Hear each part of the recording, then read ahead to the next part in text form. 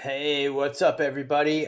Thursday evening, and it is week 8 briefing. I am Coach Greg Wagoner coming to you.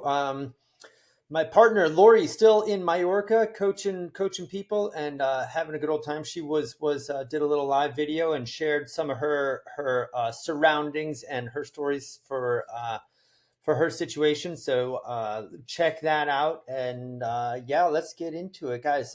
Kind of sad news, but kind of good news. Our good friend Matt Welsh, a staple in our community, has had some medical troubles. Had combo bike accident and is in the hospital. And if you haven't been on the Facebook group, that's kind of been taken over. So our best thoughts and prayers going out to you, Matt, who is on every single briefing and chat and discussion and question and just probably the top contributor to this community and team. So we're all thinking about you, buddy. And check out my light switch.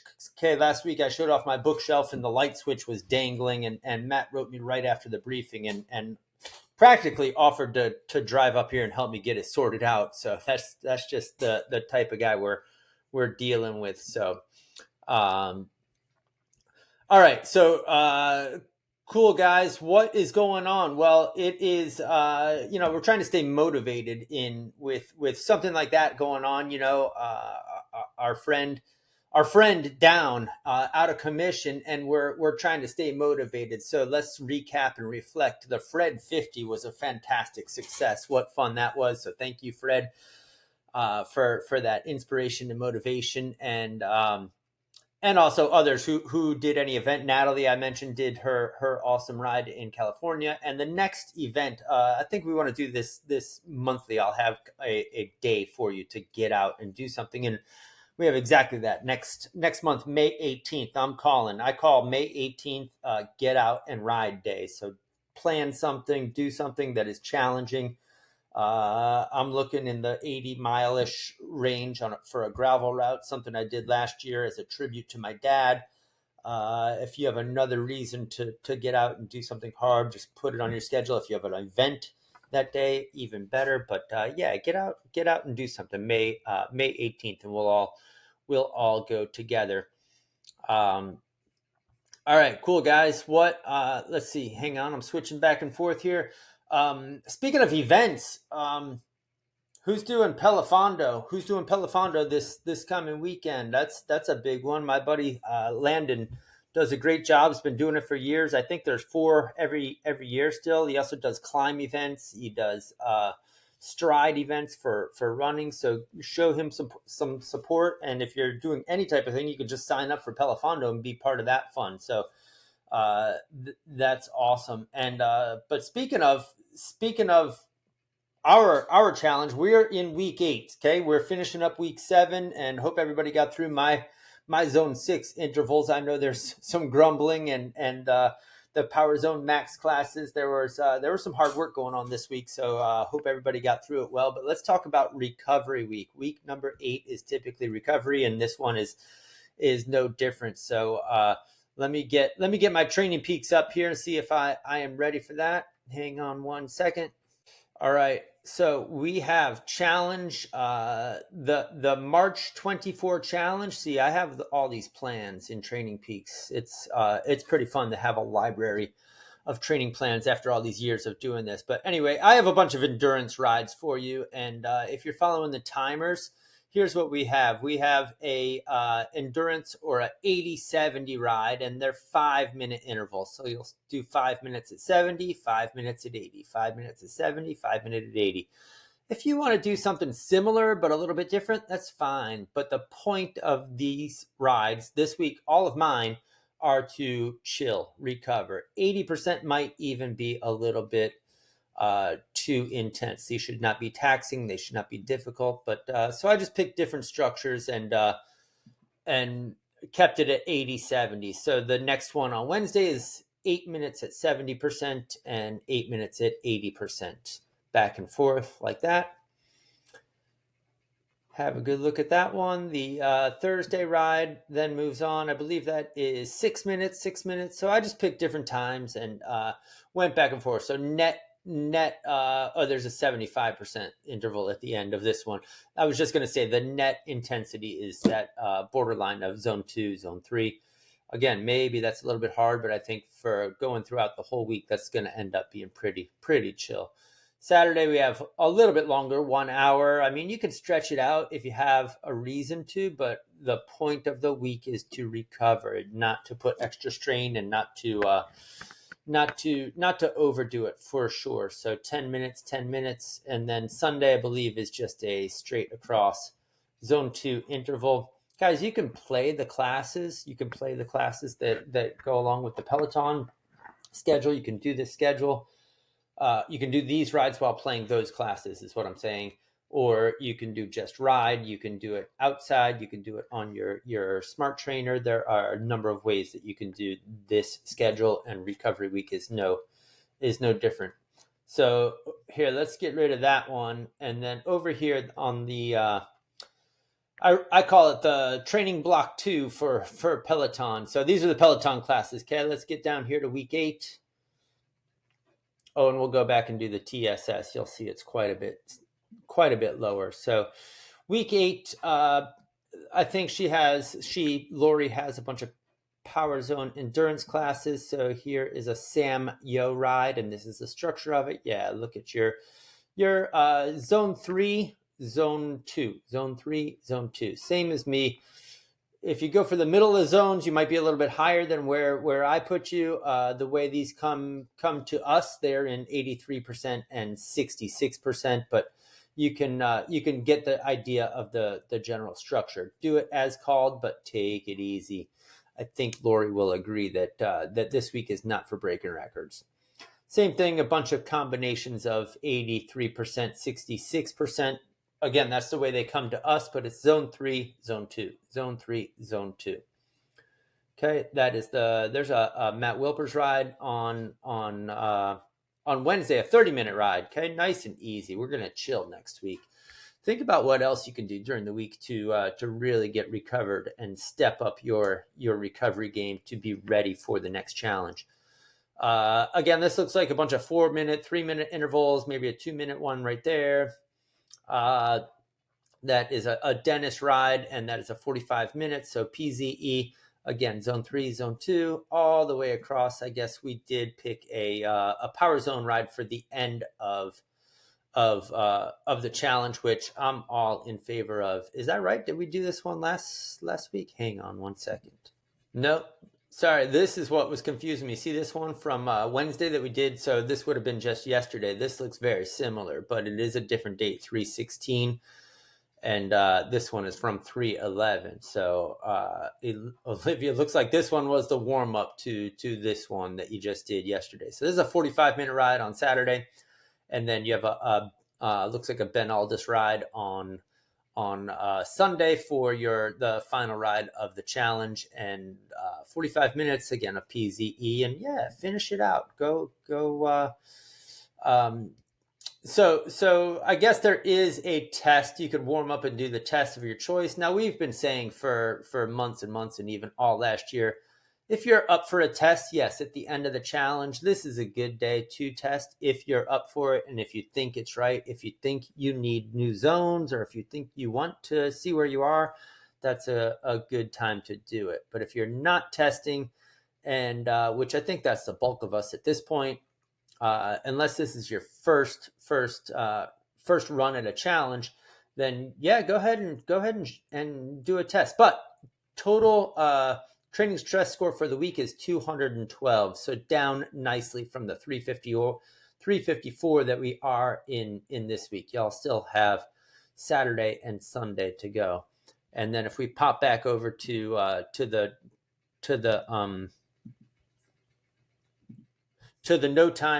no class yes timer challenge. Let's look at the TSS. Here is 219 if you do all my rides the way they're written, 219 down from 296, so quite a break. If you are training for a fondo on June 1st, like I have mentioned many times, or looking to peak, or if you're doing your outdoor mileage, looking for 45 if you're doing the longer fondo, or 25 next Saturday. So that would be next Saturday of week 8 and during recovery week. This Saturday, you would probably be pushing mileage up towards 55 miles or 35 miles. Again, it's a good idea to figure out how fast you're going to go in your event and put a timestamp on that as well as Lori mentioned. So that's what I'm talking about there. I think I can stop sharing Training Peaks and get into our talk. So Pelafondo this weekend, who's doing that? And man, the balloons, that's cool. I think it's when you put two fingers up, balloons shoot up. So who saw that besides me?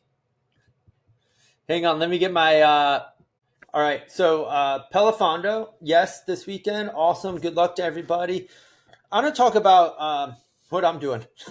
All right, Rasputitsa is the name of the event that I'm doing. So I'm racing on Saturday. If you haven't heard, I did mention it before. What is it? It's a 55-mile gravel race in northern Vermont, up along the border of Canada, at a mountain called Jay Peak. 5,100 feet of elevation. I thought it was quite a bit more, but looks like I just saw the course for the first time today, and there are a few trails, about 4 miles altogether of trails within that 55 miles. So I'm looking forward to that. That's good for me. So this is a B race, and if y'all are on the same similar schedule, this being a B race, I didn't really change my training leading up to it. In other words, I just continued on the schedule and go do the race. Other than the fact that I like to usually ride Tuesday, Wednesday, Thursday, and this week I rode Tuesday, Wednesday. I took today off, and I will ride tomorrow, open the legs up a little bit, rev the engine, and then go race on Saturday. So I want to talk about like what happens the week of an event or a race. I need everything in order. I've talked about organization before. I need everything to be humming. I need everything good. The more organized I feel in life, the better I'm going to perform on Saturday. Anybody else get that same thing? So here's what I have.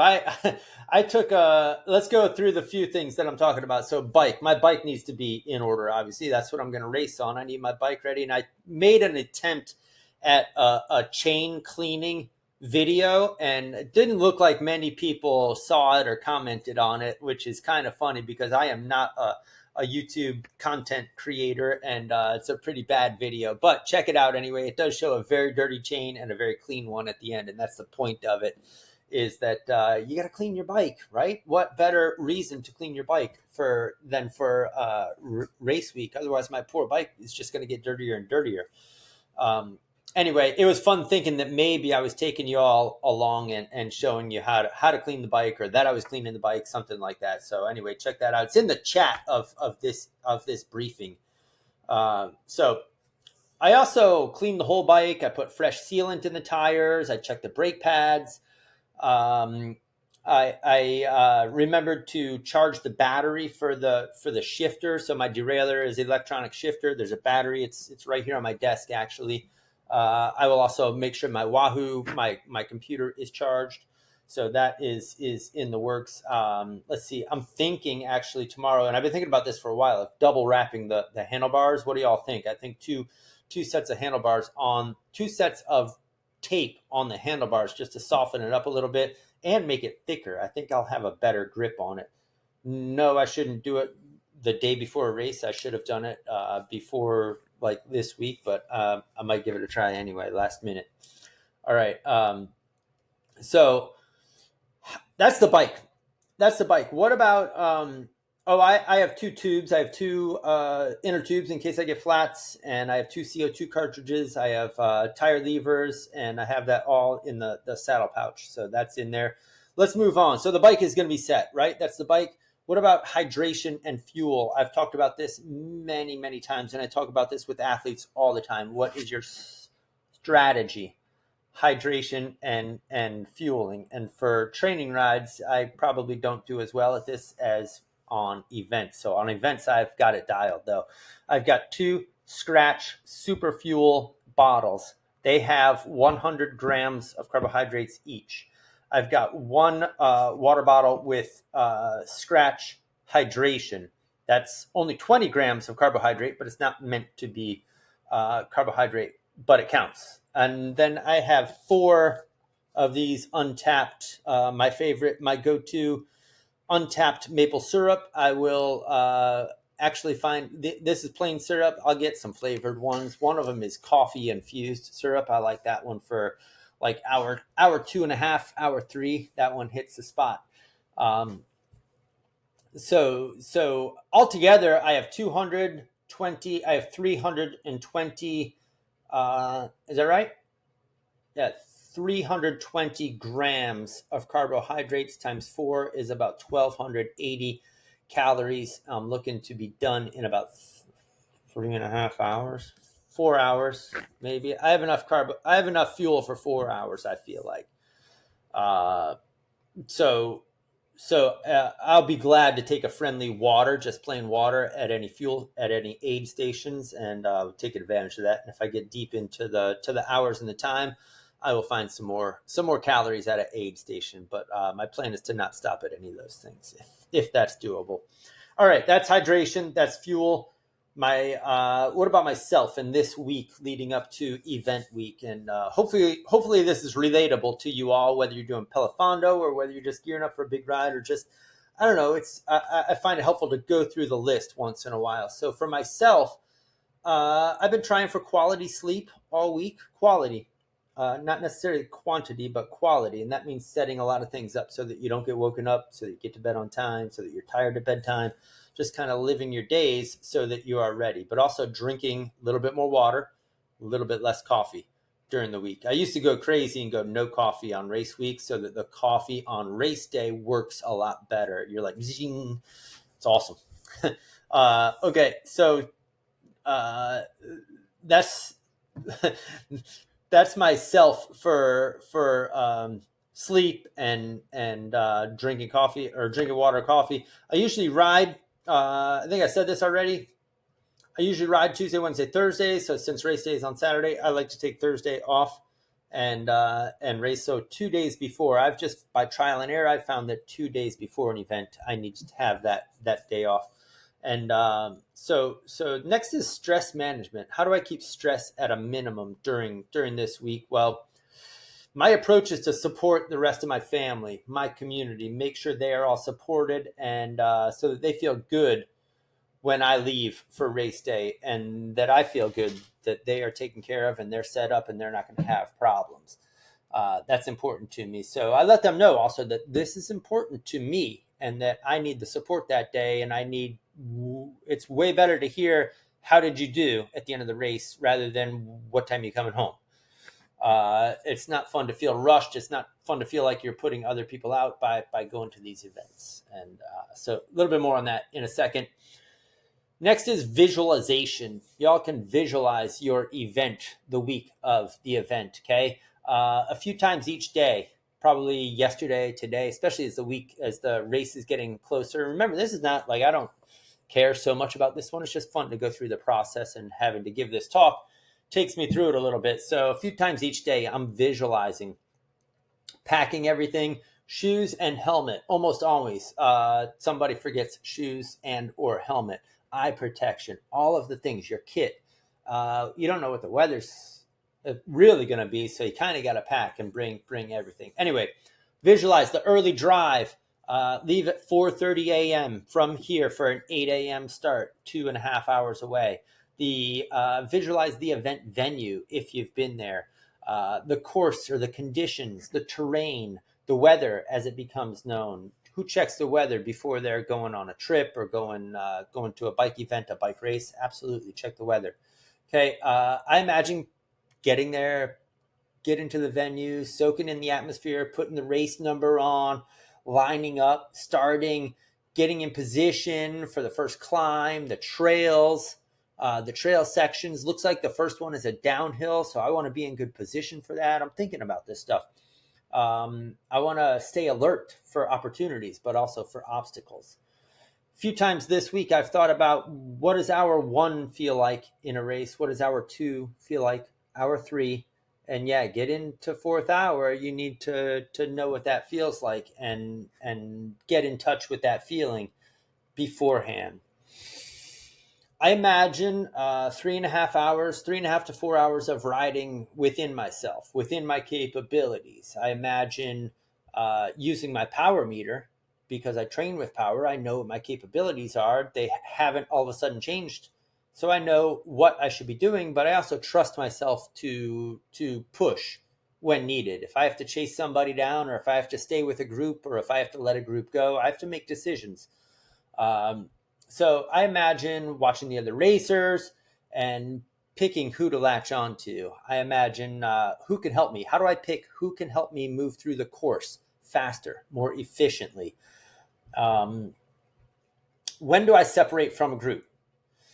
When do I separate? When do I leave them because they're going too slow, or when do I let them go because they're going too fast? You have to make these decisions before they are made for you.